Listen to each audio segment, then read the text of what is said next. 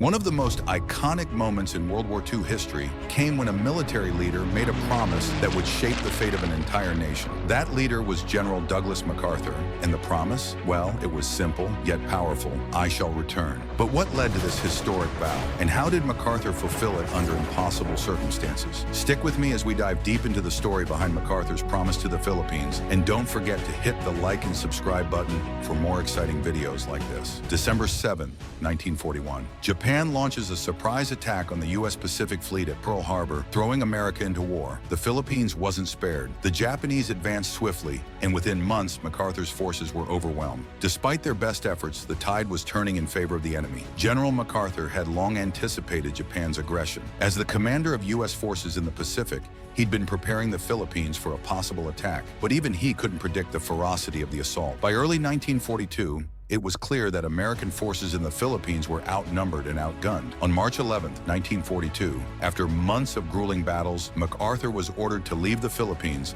by President Franklin D. Roosevelt. The situation was dire, and the general was needed elsewhere in the fight against Japan. It was one of the hardest decisions of his life. That night, MacArthur boarded a PT boat bound for Australia, leaving behind the Philippines, his soldiers, and a nation on the brink of disaster. As he left, MacArthur made a vow to the Filipino people and the soldiers who stayed behind. He promised, I shall return.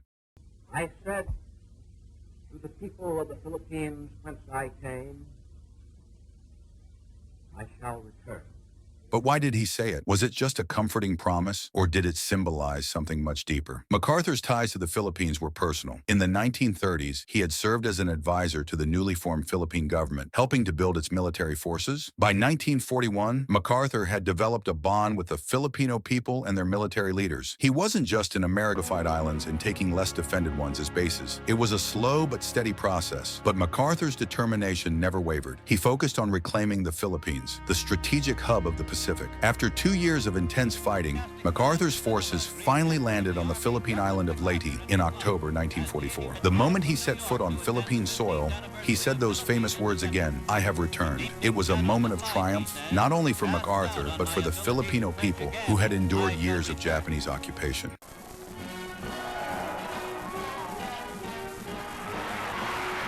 At Manila's Luneta Park, MacArthur speaks of the solidarity of his country and theirs.